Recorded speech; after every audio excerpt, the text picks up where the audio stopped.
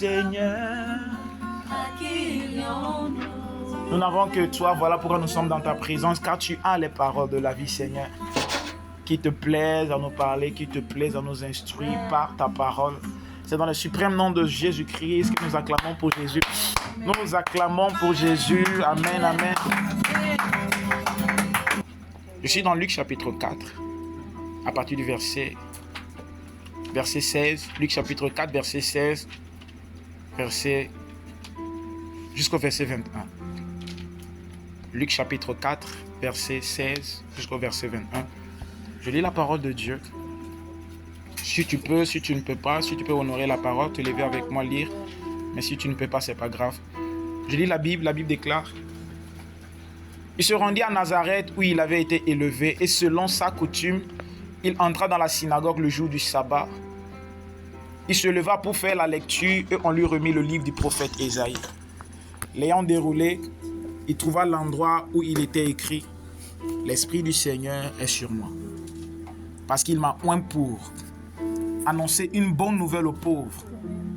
Il m'a envoyé pour guérir ceux qui ont le cœur brisé, pour proclamer aux captifs la délivrance et aux aveugles le recouvrement de la vue, pour envoyer libres les opprimés, pour publier une année de grâce du Seigneur. » Verset 20.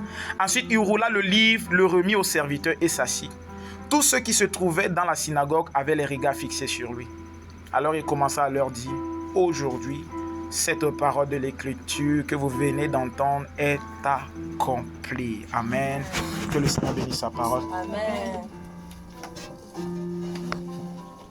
Et nous sommes en train de parler cette année de l'année de grâce, amen, de la grâce de Dieu. Et le dimanche passé, j'avais commencé à parler sur la grâce et le Saint-Esprit. La grâce de Dieu et le Saint-Esprit. Nous avons fait comprendre la dernière fois quel était le lien entre la grâce et le Saint-Esprit. Et nous avons compris que nous sommes dans un temps qu'on appelle, bibliquement parlant, les temps de la grâce. Nous sommes dans une période qu'on appelle les temps de la grâce. La Bible déclare dans Jean chapitre 1, verset 17, « La loi est venue par Moïse, mais la grâce et la vérité sont venues par Jésus-Christ. » Donc, avant, il y avait la loi qui est venue par Moïse. Nous avons vu qu'avant Moïse, ce n'était pas la loi, c'était le commencement, c'était Genèse. Après, Moïse est venu avec la loi et Christ est venu avec la grâce. Et nous avons vu que la dernière fois que la loi, c'était les règles des hommes pour être agréables à Dieu. La loi, c'est moi, je fais des efforts pour que Dieu puisse m'aimer. La loi, c'est comme mes efforts personnels pour être agréable à Dieu. La loi était venue pour faire comprendre à l'homme qu'il était pécheur, pour faire comprendre à l'homme son état de péché. Alléluia. Il y a une chose que j'ai compris, c'est que la loi, c'était comme demander à un porc d'être propre. Quand tu demandes à un porc d'être propre, il va essayer, mais il ne pourra jamais être propre. Parce que sa nature, c'est d'aller dans la boue. La nature humaine était toujours d'aller vers le péché. Le cœur de l'homme est tortueux. Son cœur est toujours tourné vers le mal. Parce qu'il y avait la sémence du péché en nous. Et la loi, c'était nous obliger à être propres. Alors qu'on était sale, on ne pouvait pas être propre en nous-mêmes. Mais la grâce et la vérité, comme papa Timothée, mon père, dit, il dit, la vérité n'était pas aux côtés de la loi. La vérité est aux côtés de la grâce. Voilà pourquoi on a dit la grâce et la vérité sont venues par Jésus-Christ. Alléluia. La loi voulait que nous puissions faire des efforts pour avoir la faveur de Dieu. Et aujourd'hui, malgré que nous sommes dans les temps de la grâce, il y a certains chrétiens qui continuent de vivre sous la loi, où nous voulons faire des efforts pour plaire à Dieu, où nous voulons faire des efforts pour avoir le pardon de Dieu. Ce n'est pas parce que tu travailles dur pour le Seigneur qu'il t'aime plus. Ce n'est pas parce que tu fais beaucoup d'efforts pour le Seigneur qu'il va te donner plus de bénédictions. Éphésiens chapitre 1, verset 3 nous dit, nous sommes bénis de toutes sortes de bénédictions dans les lieux spirituels. On n'a pas dit ceux qui prient sont bénis. On n'a pas dit ceux qui jeûnent sont bénis. Mais nous qui sommes en Jésus-Christ. J'aime beaucoup le livre d'Éphésiens. D'Éphésiens chapitre 1, chapitre 2, chapitre 3. Plusieurs fois ça ressort en lui, en Christ, en Jésus. Nous sommes.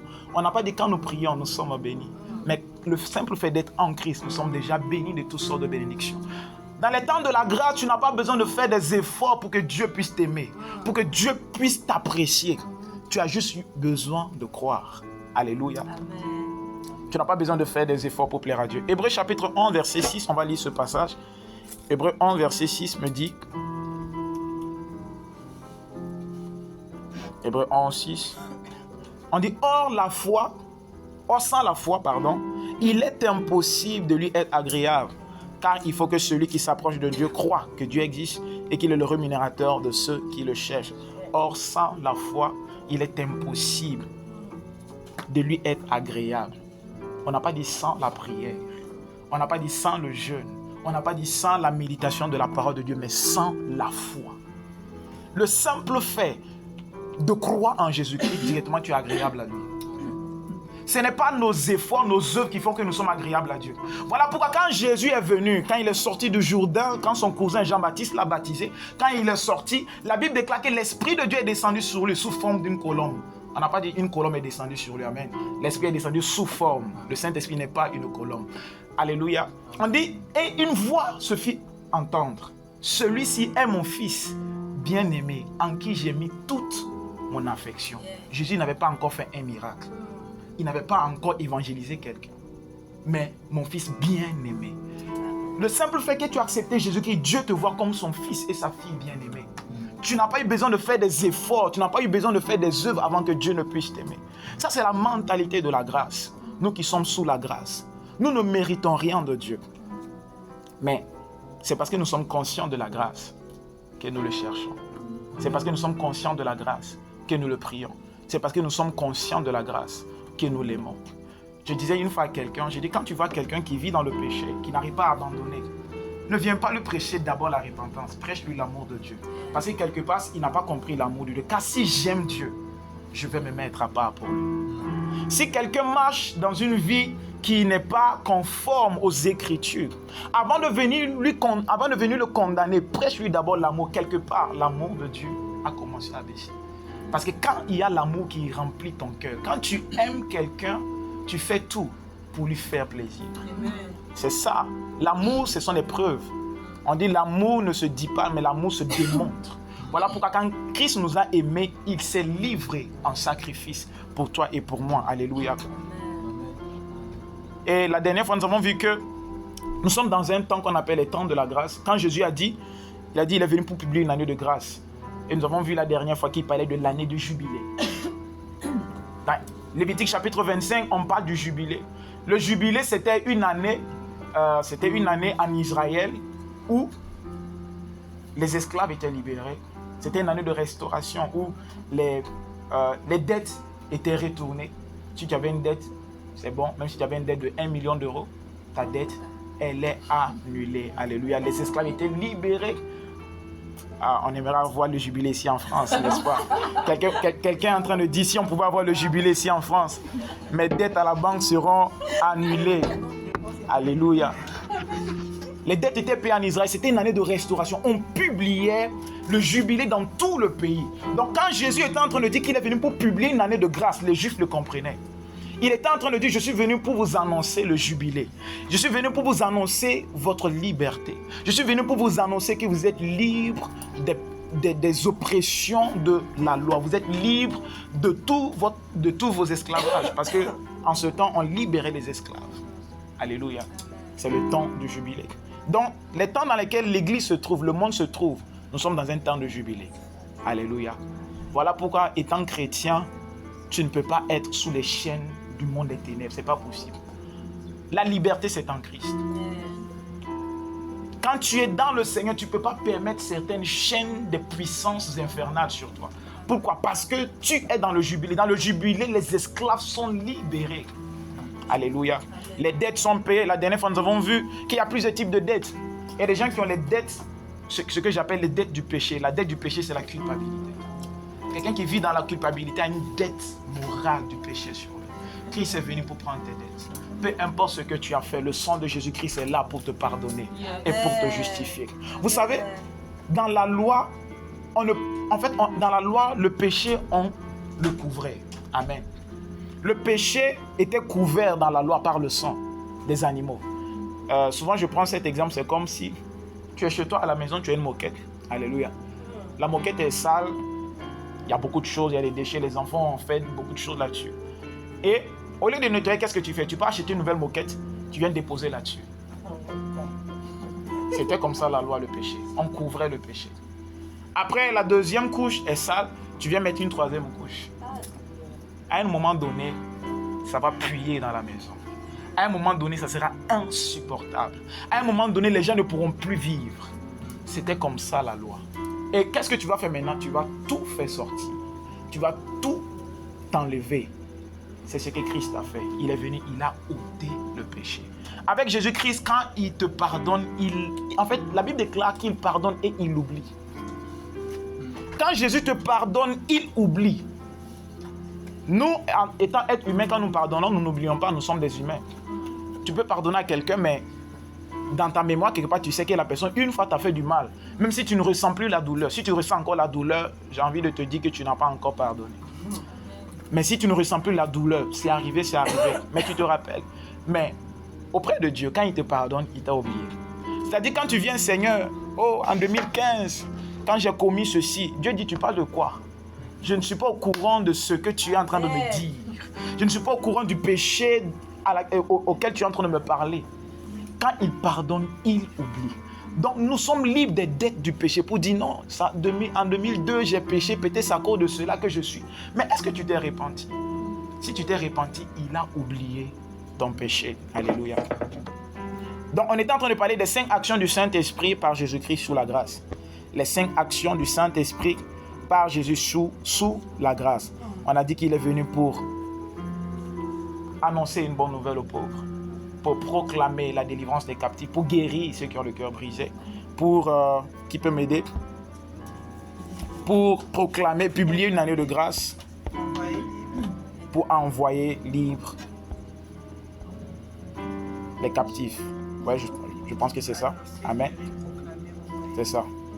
Il est venu pour annoncer, guérir, proclamer, renvoyer libre et pour publier une année de grâce. Les 5 actions du Saint-Esprit par Jésus-Christ sous la grâce.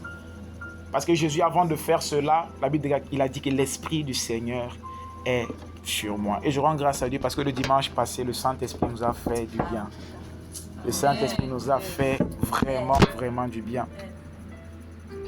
Alléluia. Et la dernière fois, j'avais parlé de annoncer. Je vais parler de publier une année de grâce.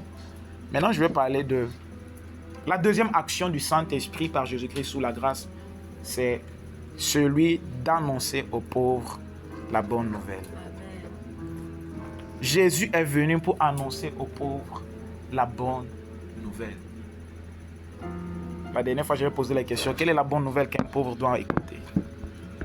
Si tu es pauvre, quelle est la bonne nouvelle que tu dois entendre? C'est la richesse. Amen. Mais c'est la Bible. Il est venu pour annoncer une bonne nouvelle aux pauvres. Quelle est la bonne nouvelle qu'un pauvre doit entendre? C'est qu'il est riche. Que le faible dit, je suis fort.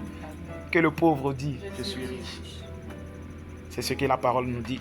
Donc, il est venu annoncer aux pauvres une bonne nouvelle. Annoncer, c'est faire savoir. Annoncer, c'est faire connaître. Annoncer, c'est donner une information. Donc, il est venu informer à ceux qui étaient pauvres. Les gars, vous êtes riches. Amen. C'est ce que Christ est venu. Et il est en train de te dire ce matin, tu es riche. Amen. Amen. La richesse n'est pas question d'argent seulement. La richesse est au-delà de tout cela. Il y a un frère qui me disait une fois, il dit, si tu n'es riche que d'argent, en fait, tu es pauvre. Si tu n'es riche que d'argent, tu es pauvre. Si tu penses que c'est le simple fait d'avoir de l'argent qui fait ta richesse, en fait, tu es ignorant. J'ai envie de te dire que Dieu te délivre de ton ignorance. Amen. Tu es pauvre, alléluia. Amen. Et il est venu nous donner cette information que nous sommes riches. Il y a une chose que j'ai compris, c'est qu'il y a une puissance dans l'information. Il y a une puissance dans la connaissance. Voilà pourquoi la Bible déclare que vous connaîtrez la vérité vous rendra libre. Le simple fait d'avoir une information te libère. Voilà pourquoi souvent nous voyons que les médecins, quand ils veulent t'annoncer une bonne nouvelle, il y a une manière qui t'annonce cela. Il y a une manière qu'on te donne l'information. Quelqu'un peut avoir le cancer, mais de la manière dont on lui a dit l'information, soit la personne peut mourir vite, ou la personne peut vivre longtemps. Quelqu'un qui a le VIH, quand on lui donne la nouvelle, soit la personne va mourir vite, soit la personne peut vivre longtemps. Il y a des gens, même parce qu'il n'est pas conscient qu'il est malade, il est en bonne santé. Le simple jour où on lui dit, en fait, tu es malade, il commence à sentir les migraines. Les migraines sont venues où? Il a écouté une information. L'information, en fait, sa santé a réagi par rapport à l'information qu'il a reçue. C'est la même chose avec la parole de Dieu. Notre esprit réagit en fonction de la parole que nous écoutons, la parole de vérité. Si tu écoutes une parole de foi, ton esprit réagit en fonction de cette parole. Donc si on vient te donner une information, tes finances, ta santé, ta vie de sanctification va réagir en fonction des informations qu'on te donne. C'est ça. L'ignorance, j'ai compris que l'ignorance, ce n'est pas simplement le simple fait de ne pas avoir de l'information, mais souvent l'ignorance, c'est la croyance aux mauvaises informations aussi.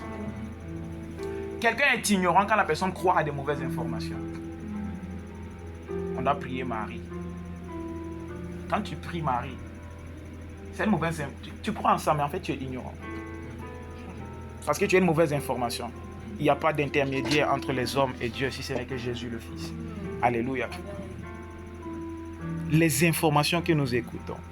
Certaines personnes vivent une vie de péché parce qu'ils ont une mauvaise information. Parce qu'ils ne sont pas conscients qu'ils sont libres du péché.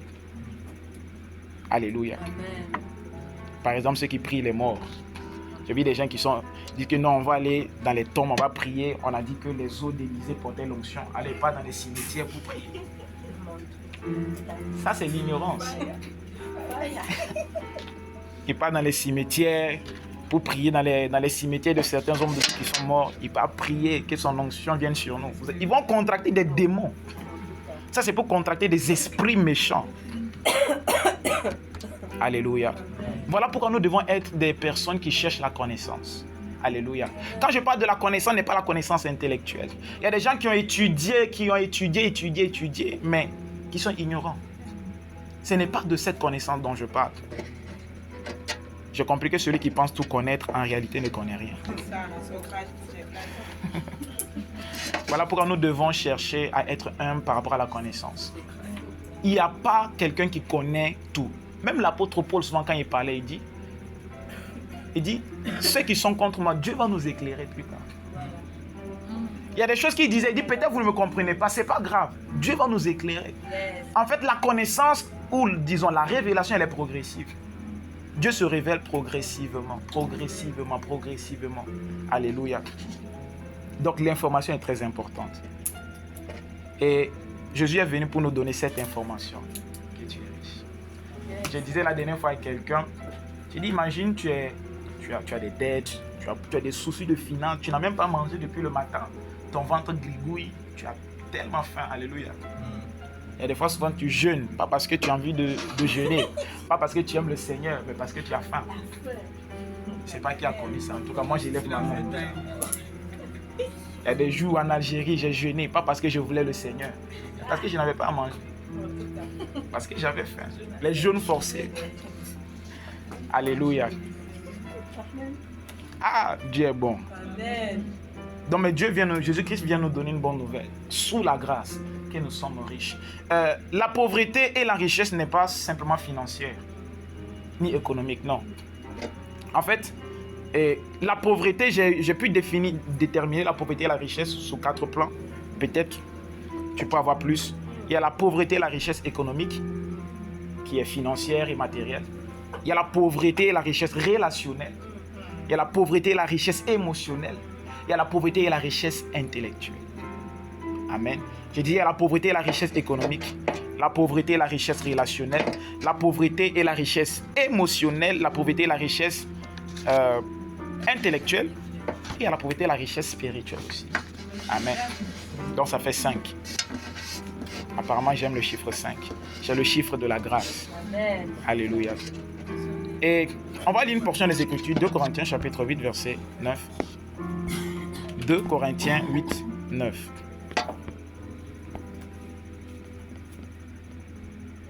2 Corinthiens 8, verset 9. Est-ce que vous y êtes? Nous y êtes. Nous y sommes. 1 Corinthiens 8, verset 9. 2 Corinthiens, pardonnez-moi. Voici ce que ma Bible déclare. Car vous connaissez la grâce de notre Seigneur Jésus-Christ, qui pour vous s'est fait pauvre, de riche qu'il était, afin que par sa pauvreté, vous fussiez enrichis. Car vous connaissez la grâce de notre Seigneur Jésus-Christ, qui pour vous, pour moi, pour toi, tu vois, quand je lis ce passage, je mets mon prénom, qui pour Elijah Yannick s'est fait pauvre, de riche qu'il était, lui Dieu, afin que par sa pauvreté, je sois enrichi. Je vais essayer de situer ce contexte. Alléluia. Dans ce contexte, après l'effusion du Saint-Esprit dans Actes des Apôtres, quand l'Église a connu le réveil de l'Église primitive, il y avait l'effusion, les gens ont commencé à prêcher. Philippe est parti en Samarie. Philippe a prêché l'Évangile. Après, Pierre et Jean sont venus pour prier pour les gens. Ils ont été remplis du Saint-Esprit. Il y avait vraiment un réveil en Israël. Il y avait un grand réveil. Et en ce moment, on a commencé à persécuter l'Église primitive. Les Juifs ont commencé à persécuter les chrétiens. Ce qui faisait qu'on récupérait leurs terres, on récupérait certaines choses qu'ils avaient, et ils avaient commencé à manquer de quoi manger. Parce qu'ils étaient maintenant exclus de la société. Et je crois que c'est en l'an 40 et 42, il y a eu aussi une grande famine en Palestine. Agabus a prophétisé cela. Amen. Quand tu lis dans Actes des Apôtres, il y a eu une grande famine. Et cette famine à Jérusalem a fait que les gens étaient dans une certaine pauvreté. Vous êtes exclus, c'est-à-dire que vous ne pouvez plus travailler. C'est devenu compliqué, certains travaillent, mais voilà, il y a la persécution. Quand il y a la persécution, bien aimé, ça devient difficile. Je crois qu'en France, bon, dans les temps où nous sommes, nous ne connaissons pas vraiment la persécution. Si nous allons dans les pays musulmans, nous allons connaître c'est quoi la persécution quand tu es chrétien. Une fois, j'étais en Algérie, j'étais dans un bus. Je partais quelque part. Je crois que j'avais quitté ma ville, je partais dans une ville. J'ai rencontré un Algérien. Lui me disait, son père l'a déshérité simplement parce qu'il est devenu chrétien. Là, il se bat. Si tu pars travailler quelque part, on sait que tu es chrétien. Souvent, on peut te refuser le travail. J'ai vu une soeur, elle a été immolée par son frère. Elle est brûlée d'un côté. Parce que son frère a su qu'elle a donné sa vie à Jésus-Christ. Dans les temps de persécution, bien aimé, c'est difficile. Nous, ici en France, nous avons la grâce, le pays de droit, la liberté de prier. Mais même pour prier, ça devient difficile. Tu ne veux pas prier. Alors qu'il y a des gens... Oh Seigneur Jésus-Christ. Oh le froid, il fait froid aujourd'hui. Je ne vais pas prier. Amen. Donc il y avait une persécution dans l'église primitive. Alors, qu'est-ce que les gens ont commencé à faire? C'était principalement à Jérusalem. Ils ont commencé à faire une collecte. Ils ont commencé à collecter de l'argent pour soutenir l'église de Jérusalem. Alléluia. Donc c'est ça, Paul, quand il passait dans les églises, il demandait la libéralité du peuple, ceux qui ont de l'argent, ceux qui ont des vivres, des trucs, de donner pour qu'on passe soutenir l'église de Jérusalem qui était dans la persécution. Amen, qui était dans la souffrance. Bien aimés, nous sommes une église, nous devons nous soutenir les uns les autres. Nous devons nous soutenir les uns les autres. Si tu en as deux, l'autre en a un. Si tu en as deux, disons l'autre n'a rien, partage le deux que tu as avec l'autre qui n'a pas. C'est ça l'église. L'église est une famille, l'église est en fait c'est un corps. Le sang, disons, le cœur ne garde pas le sang pour lui, mais pompe le sang pour que le sang parcourt tout l'organisme. Yes. Les poumons ne gardent pas l'air pour lui, ils propagent l'air, l'oxygène dans tout l'organisme. Si tu as 10, l'autre a 1, partage les 10 que tu as. Donc c'est ce que l'église primitive avait commencé à faire. Et Paul, quand il arrive à Corinthe, il leur parle de ça. Il leur dit non, vous devez soutenir l'église de Jérusalem. Voilà pourquoi il leur dit ici. Il leur fait savoir que vous êtes riches. Donc il parlait de la richesse financière. Il parlait des finances, il parlait de leur argent. Il dit, Jésus-Christ s'est fait pauvre pour que vous soyez riches. L'église de Corinthe était une église riche. Ils étaient riches en beaucoup de choses. Voilà pourquoi j'ai dit aussi que la richesse n'est pas seulement financière. Parce que l'église de Corinthe était une église qui était riche dans les dons spirituels. Ils étaient riches dans les charismes. C'était une église charismatique. Ils étaient riches dans la connaissance. Amen. L'église de Corinthe, si tu étudies l'église de Corinthe, tu vas te rendre compte qu'ils étaient calés dans la connaissance des Écritures. Mais ils avaient un problème, c'était le péché. Bref, c'était une église de désordre. Mais ici, Paul est en train de parler. Il dit non, Jésus-Christ s'est fait pauvre. Lui qui était riche. Pour que vous soyez riches. Il parlait de la richesse économique. Mais pas que ça. En fait, je suis en train de dire ça seulement pour que quelqu'un soit décomplexé par rapport à l'argent. Amen. Pour que tu sois décomplexé par rapport à l'argent. L'argent n'est pas un problème. C'est le cœur qui est un problème. Si tu as un cœur mauvais, en fait, l'argent va venir pour montrer l'état de ton cœur. On dit l'argent, c'est pas l'argent qui détruit les gens. L'argent vient juste pour montrer quel cœur tu as. Si tu veux savoir quel cœur tu as, cherche l'argent. Quand tu vas voir l'argent, tu vas connaître quel est le type de cœur que tu possèdes. L'argent ne vient que pour révéler les cœurs des gens. Tu vas voir certaines personnes, vous êtes ensemble, il est bien, tu penses que la personne est humble, la personne t'aime. Oh, Jesus. Dès que la personne a un peu, la personne t'oublie. La personne te regarde en haut, en bas. Nous ne sommes pas de la même classe, catégorie. La personne commence à te mépriser. L'argent ne vient que révéler les cœurs des gens. L'argent en lui-même n'est pas mauvais. Il y a une chose que j'ai compris, c'est que l'œuvre de la croix est un package. L'œuvre de la croix, c'est un tout. Et quand nous recevons cela par la foi, nous manifestons tout ce qui est dans ce package. Dans ce package, il y a le pardon, il y a la vie éternelle. Dans ce package, il y a la paix, il y a la délivrance, il y a l'assurance, il y a l'espérance, il y a la richesse. C'est un package. Amen. On ne mange pas l'agneau à moitié. On mange Christ, c'est complet. Amen. C'est le corps tout entier que tu le manges. L'agneau, tu ne le manges pas à moitié, tu le manges tout entier. Dans le livre d'Exode, ceux qui lisent me comprennent. Jésus-Christ, l'œuvre de la croix, ne dit pas moi je veux le pardon, je veux la paix, mais la sanctification, je ne la veux pas. Yes. Non, tu as besoin de ça aussi. Ne dis pas je veux la sanctification, mais moi la richesse, je ne la veux pas. Non, tu prends tout. Car tout ce qui est dans l'œuvre de la croix est à toi. Amen. C'est par la foi que tu manifestes cela. Ne choisis pas une partie et laissez une autre partie. Amen. Amen. Souvent, c'est ce qu'on essaie de décourager certains chrétiens. Non, le plus important, oui, le plus important. Mais il y a aussi, c'est un tout. Moi, j'ai refusé de prendre Jésus-Christ à moitié. Je prends tout ce qu'il a en lui pour moi. Alléluia. Amen. Ma Bible déclare que j'ai tout pleinement en Jésus-Christ. J'ai la bonne santé pleinement en Jésus-Christ. Quand je suis malade, je touche mon corps. Je dis santé, manifeste-toi par l'œuvre de la croix. Alléluia. J'ai la richesse en Jésus-Christ. Quand j'ai des problèmes d'argent, je dis je suis riche par Jésus-Christ et en Jésus-Christ. Quand j'ai fait quelque chose, je viens Seigneur, j'ai le pardon par toi et en toi. Amen. Je prends tout ce que Christ me donne. Souvent, quand je prends ce verset, il y a une chose que j'aime faire. Si je prends par exemple le pardon, je dis, quand vous connaissez la grâce de notre Seigneur Jésus-Christ, qui était sans péché, et qui pour moi s'est fait pécher de sang qu'il était, afin que par sa substitution, je sois pardonné. Tu peux mettre ce verset comme tu veux. Si tu veux, tu peux prendre la vie éternelle. Lui qui était en vie, il est mort pour que toi tu puisses avoir la vie.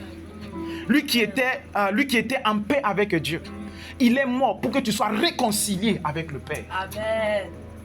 Lui qui était sans chaîne, c'est comme s'il s'est fait malédiction pour que tu sois libéré des malédictions. Amen. C'est un package. Et lui qui était riche, il s'est fait pauvre pour que tu sois enrichi. C'est un package. Ne prends pas le pardon et puis tu laisses la richesse. Amen. Alléluia. Dieu veut que nous puissions manifester l'abondance également.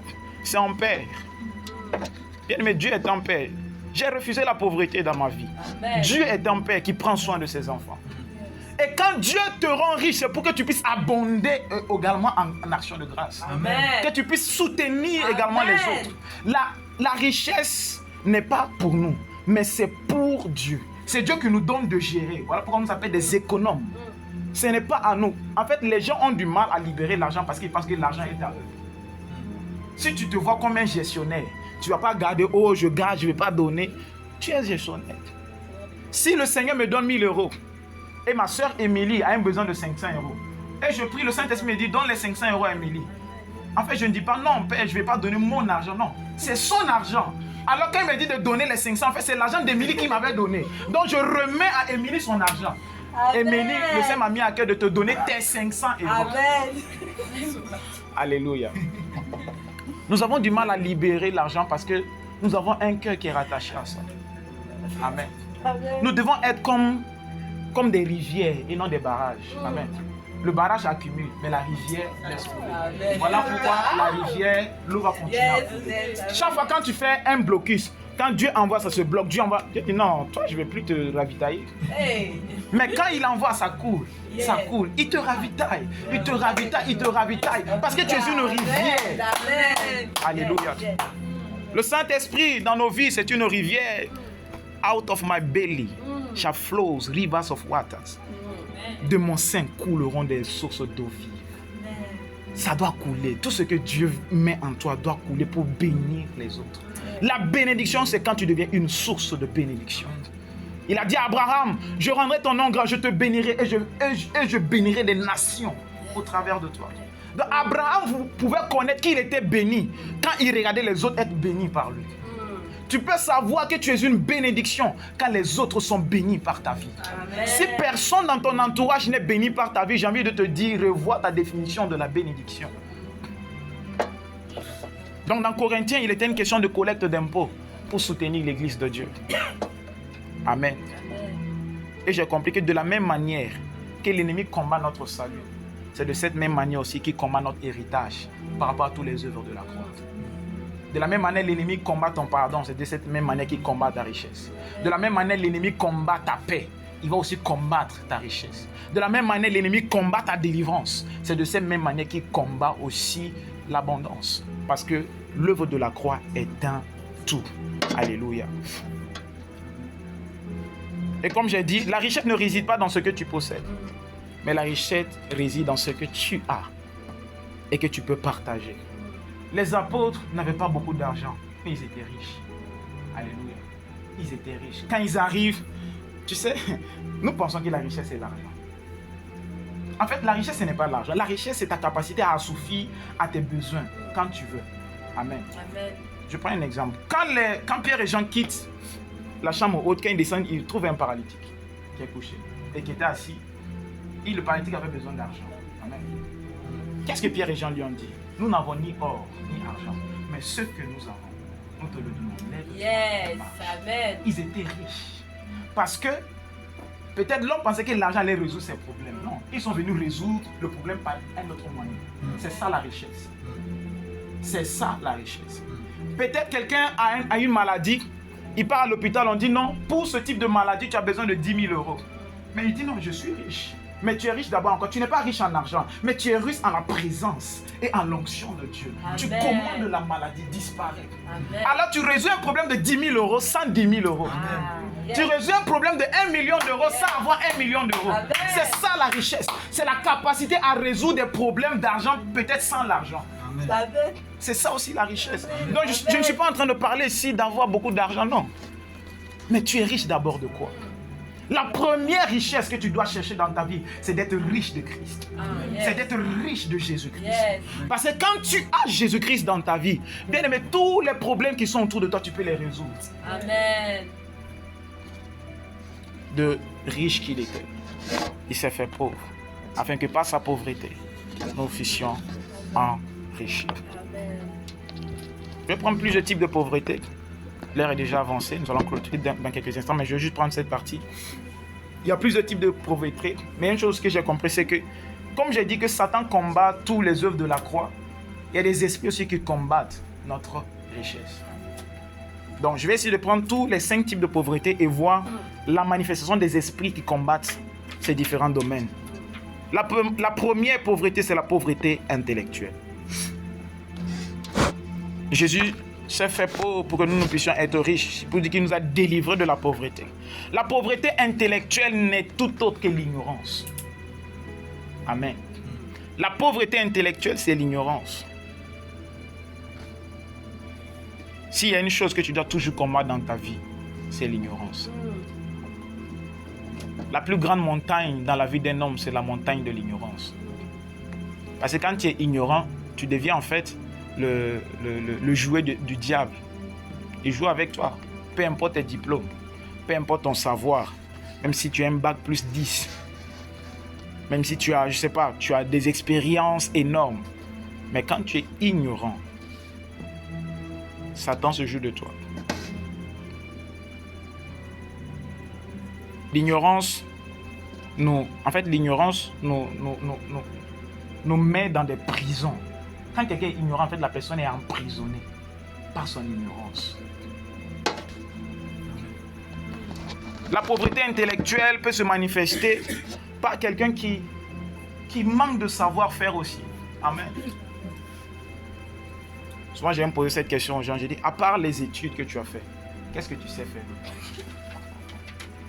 Amen. C'est-à-dire, si aujourd'hui on dit que non, toutes les entreprises sont fermées, tu ne travailles plus, qu'est-ce que tu sais faire de tes 5 doigts, de tes 10 doigts? Ça aussi, c'est une pauvreté intellectuelle. Parce que tu n'as pas la connaissance. La compétence, c'est quoi? C'est une connaissance pratique que tu as dans quelque chose. Amen. Là, certaines personnes, certaines de nos sœurs, quand elles partent pour se marier,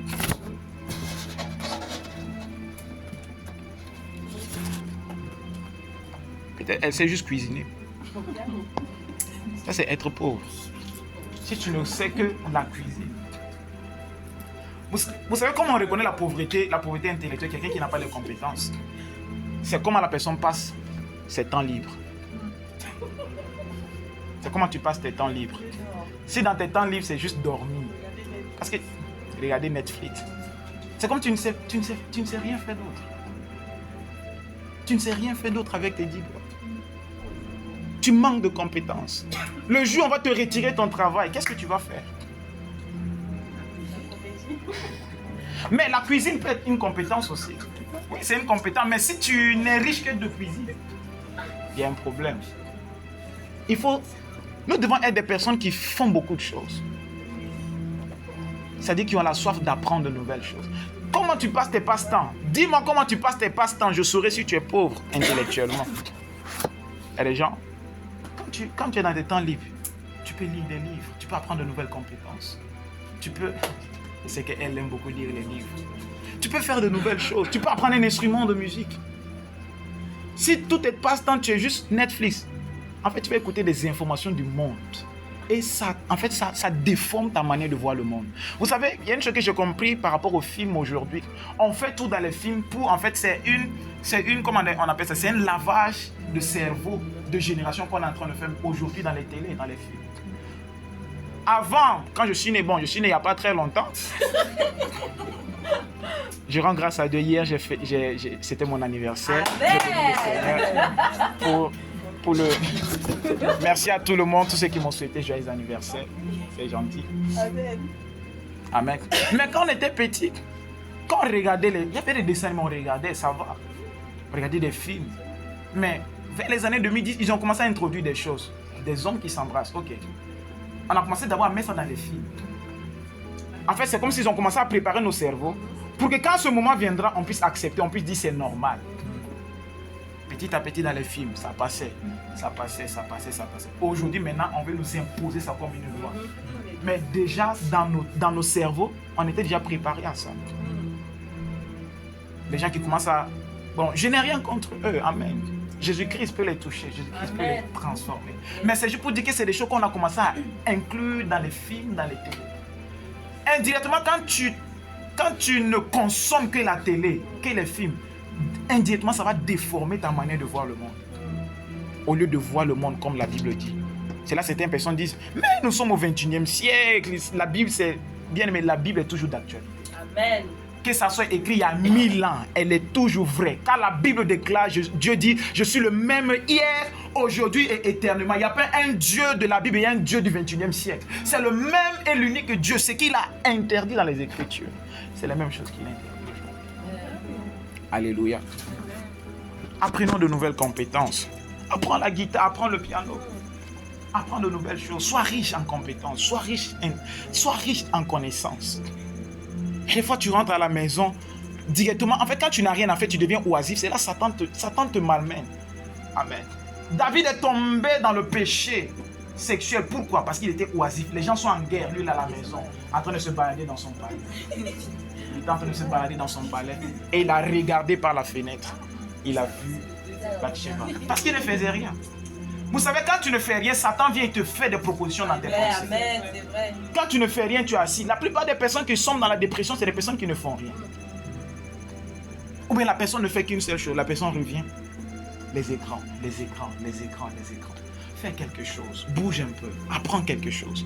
Moi, il y a une chose que je me suis dit, c'est que chaque année, j'apprends une nouvelle compétence. Chaque année, j'essaie d'apprendre une nouvelle compétence. L'année passée, j'ai appris le piano. Cette année, j'ai dit non, je vais apprendre autre chose. Moi, le piano, c'est l'année passée, je l'ai appris. Amen. C'est possible, tu peux apprendre quelque chose de nouveau. Je dis cette année, je vais encore revenir sur la guitare. Je vais apprendre encore. Après, peut-être, je vais apprendre la batterie. Après, je vais apprendre une nouvelle chose. Pour que si, dans mes temps libres, que je ne sois pas juste là, je réfléchis. Maintenant, les pensées, Satan même vient les penser. Tu vas mourir seul. Tu vas finir seul. Toi-même, tu n'es rien. Tu ne vas rien accomplir. Les pensées commencent à venir. Essaie de faire quelque chose. Alléluia. Et comment l'esprit de pauvreté intellectuelle se manifeste? Premièrement, c'est par l'orgueil. Pourquoi je dis ça? Quelqu'un qui ne veut pas apprendre une nouvelle compétence, en fait, pense qu'il se suffit. Je n'ai pas besoin de quelque chose. Je n'ai pas besoin qu'on m'apprenne quelque chose. C'est quand tu n'es plus enseignable. Comme j'ai dit, premièrement, la pauvreté intellectuelle, c'est aussi par l'ignorance. L'ignorance aussi de la vérité de la parole de Dieu. Amen. Il y a aussi le manque de compétences, c'est les deux points que j'ai pris. L'ignorance de la connaissance de la vérité ou par rapport aux compétences. Par rapport à la parole de Dieu, c'est quelqu'un qui n'est plus enseignable. Quand il est à l'église, je connais ça. Le pardon, je connais ça, je connais le pardon. La rédemption, moi je connais la rédemption. On ne peut plus enseigner la personne. Parce que la personne dit, je connais déjà. Bien aimé, il y a une chose que j'ai compris, c'est que même un enfant, Dieu peut passer par lui pour m'enseigner quelque chose. Il y a des fois, souvent quand je suis au téléphone avec mon petit frère, soit il me parle, soit je l'écoute. Parce que je ne sais pas à quel moment il va basculer sous l'influence de l'esprit de Dieu. Il peut être en train de parler comme ça, après il va commencer à te parler des choses spirituelles. Chaque fois quand je vois une note vocale de mon petit frère, je prends le téléphone, je vais écouter ce qu'il est en train de dire. Ce matin, quand je rentrais dans le bus, j'ai vu m'a laissé une note vocale. Il dit, joyeux anniversaire, que Dieu te bénisse, que Dieu... J'étais là, waouh. Il est né en 2009. Une fois, je me réveille comme ça, il me laisse un message, il prend le téléphone de maman, il me laisse un message. Il dit, Yannick, j'aimerais qu'on puisse prier pour la famille. Si tu es libre, dis-moi, on va prier. Je dis, hey! Il me dit, je veux qu'on puisse prier pour la famille. Il dit, depuis un moment, je sens que ça ne va pas. Il sentait des choses spirituellement, que ça n'allait pas. Mais je n'ai pas considéré ça, parce que je l'ai cherché, je ne l'ai pas eu. Mais quelques temps plus tard, il y a une crise qui s'est levée dans la famille, qui allait diviser même mes parents. Mais il avait commencé à sentir ça plus tôt. Dieu peut passer par la bouche des enfants pour nous dire des vérités. Mais quand on a dit, ce n'est qu'un enfant, il est né en 2009 à côté, qu'est-ce qu'il peut me dire de la part de Dieu? Je sais écouter Dieu, j'écoute Dieu, Dieu peut me parler. Dieu peut parler par un enfant. Il peut t'instruire. Comment l'esprit de pauvreté intellectuelle se manifeste? C'est par l'orgueil, quand tu n'es plus enseignable. Deuxièmement, c'est quand tu as une baisse d'ambition. Tu te dis, bon, juste le peu, ça me suffit. Le peu, ça me suffit. Mon travail sur moi, ça me suffit. Nous devons être ambitieux. Amen. La spiritualité ne tue pas les ambitions. Ce n'est pas parce que tu es chrétien que tu dois mourir à tes ambitions. Amen. Yes. Il y a quelqu'un ici qui avait des ambitions quand tu étais petit. Où sont partis ses rêves d'enfant? Où sont partis ses ambitions? Tu penses que c'était des choses naturelles. C'est Dieu qui les a mis en toi quand tu étais enfant. C'est Dieu qui a mis ce désir, ces ambitions dans ton cœur. Fais-les renaître. Apprends de nouvelles compétences. La vie ne s'arrête pas quand tu rencontres Jésus-Christ. Non. Au contraire, c'est là que la vie commence. Certaines personnes, leur vie se sont arrêtées quand ils ont rencontré Jésus. Je ne fais plus rien. C'est ce que l'église primitive avait commencé à faire. On disait Jésus revient bientôt, il ne travaillait plus. C'est là Paul vient dire, celui qui ne travaille pas, qui ne mange pas. C'est ce que Paul dit, c'était le contexte. Le contexte où Paul a dit que celui qui ne travaille pas, qui ne mange pas. C'est parce que les gens disaient Jésus revient, on ne fait plus rien. Ils étaient assis, on chante, on adore, c'est tout.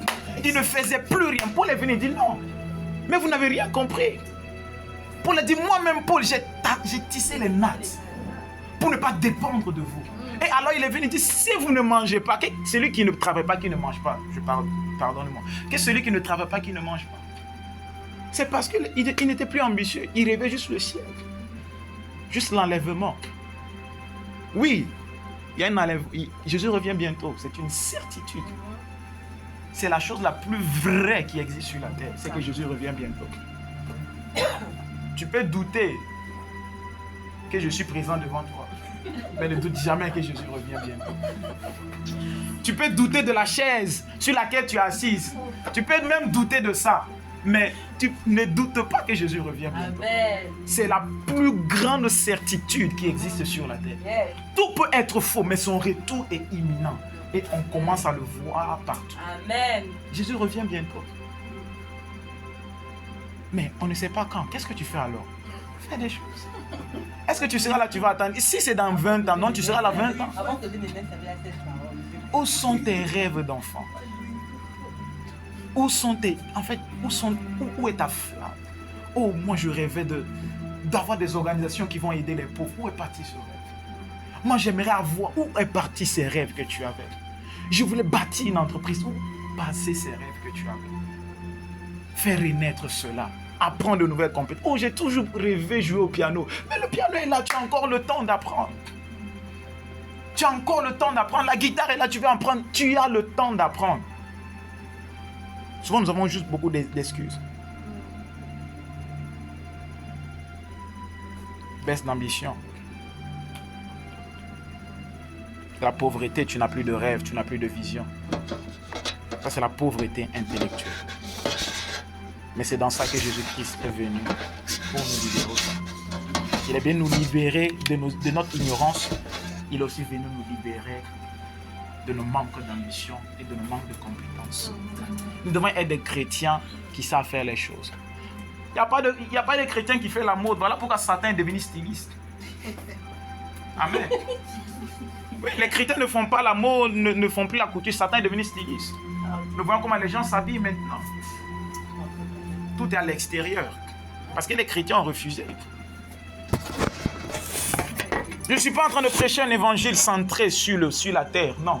Mais je suis en train de parler d'un évangile qui démontre Christ sur la terre avant de le rencontrer au ciel. Amen. Nous vivons Christ sur la terre avant de le vivre au ciel. Nous démontrons Christ sur la terre avant de le démontrer au ciel. Il est venu par sa pauvreté pour que toi tu sois enrichi. Et pour te libérer de la puissance de la pauvreté. Nous avons juste vu la pauvreté intellectuelle. La prochaine fois, nous allons parler de la pauvreté émotionnelle, relationnelle. Amen. La pauvreté relationnelle, c'est des gens qui ont du mal à avoir un bon entourage. Il y a des gens qui ont du mal à communiquer avec les gens, à tisser de bonnes relations.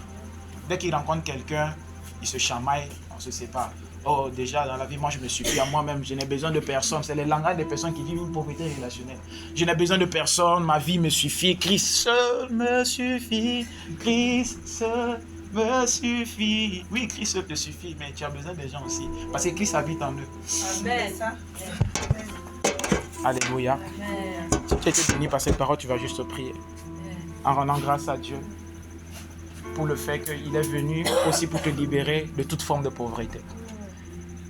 Sous la grâce, nous sommes libres de la pauvreté. Toute pauvreté intellectuelle, émotionnelle, relationnelle, spirituelle, intellectuelle, financière. Christ est venu pour nous libérer de tout ça. Car il veut que nous puissions vivre une vie chrétienne libre. Libre, libre. Seigneur, je te rends grâce parce que tu m'as libéré. Je te rends grâce parce que tu m'as affranchi. Parce que tu as brisé mes chaînes. Je te rends grâce, Seigneur Dieu de bonté, parce que tu m'as libéré de toute forme de pauvreté à la croix de Golgotha. Nous sommes dans les temps de la grâce. Et dans ces temps de la grâce, Seigneur, je suis libre de toute pauvreté intellectuelle, de toute ignorance, Seigneur. Éclaire mon ignorance. Seigneur, peu importe les domaines dans la parole où je suis ignorant. Seigneur, éclaire-moi. Paul a dit, nous connaissons tous en partie. Seigneur, nous ne connaissons pas tout, alors éclaire-moi, délivre-moi de mon ignorance intellectuelle. Délivre-moi de mon ignorance, de ma connaissance, Seigneur. Père, et je prie que tu restaures. Demande à Dieu de restaurer. S'il y avait des ambitions qui avaient été perdues, s'il y avait des désirs d'apprendre de nouvelles compétences qui avaient été perdues, que Dieu restaure, qu'il restaure ton intelligence. Qu'il restaure ton intelligence. Qu'il restaure ton intelligence par Jésus-Christ. Seigneur, tu es Dieu. Seigneur, tu es roi. Père, je te rends grâce. Je te bénis car tu es roi, car tu es Seigneur en ces lieux. Dans le nom de Jésus-Christ. Amen. Nous acclamons le Seigneur. Et